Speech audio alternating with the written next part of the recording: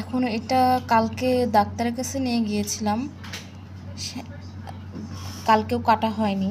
আজকে দেখি যে সকালবেলা ইঞ্জেকশন দিতে আসে, ওর দেখি যে ওটা হচ্ছে ওর ফেটে গিয়েছে। তো এখন আবার হসপিটালে নিয়ে যেতে হবে।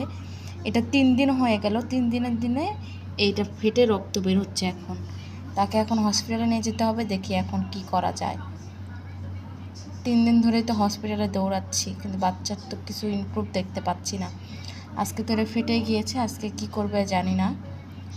তো দেখি, আই হোপ বাচ্চাটা মানে খাওয়া দাওয়া সব কিছু এখন বন্ধ তার, মানে পি পি করতে পারছে না, পি পটে কিছুই করতে পারছে না।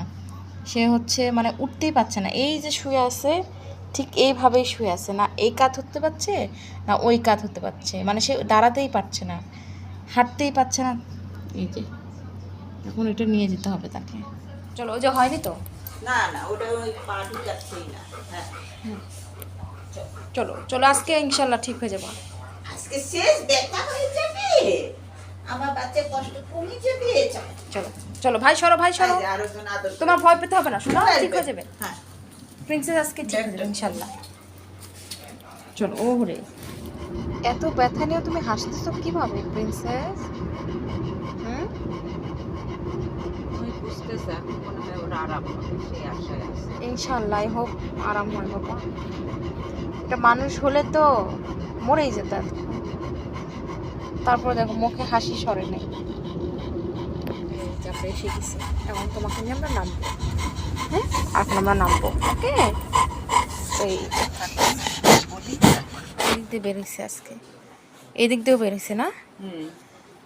এই যে এইখান দিয়েও লিক করছে। হুম, ওই যে চাদরে বসছে তো, এই যে এইভাবে রাখছে, মুখটা বেঁধে রাখতে হবে, তাছাড়া কাম্মি দিয়ে দিবে।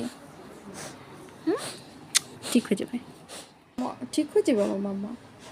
হুম, সব ঠিক হয়ে যাবে। একটু ভয় পেয়ে গেছি, মুখে মাস্ক পরিনি জীবনে, আমরা মাস্ক পরেছি থেকে ভয় পেয়ে গেছি। মাস্ক পরতে হবে, কারণ তোমাকে দেখে ডক্টররা ভয় পায় তো।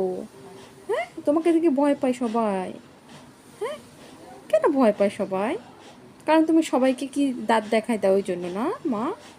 হুম, আমার প্রিন্সেস কিন্তু স্ট্রং, অনেক স্ট্রং। আমার প্রিন্সেস অনেক স্ট্রং। আমার প্রিন্সেসের জন্য সবাই দোয়া করবেন, যেন তাড়াতাড়ি সুস্থ হয়ে যায়।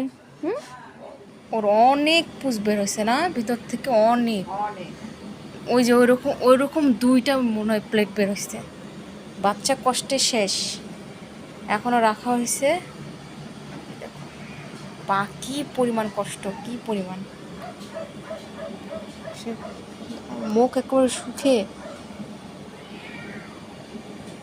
রক্ত নিচে পর্যন্ত পড়তেছে।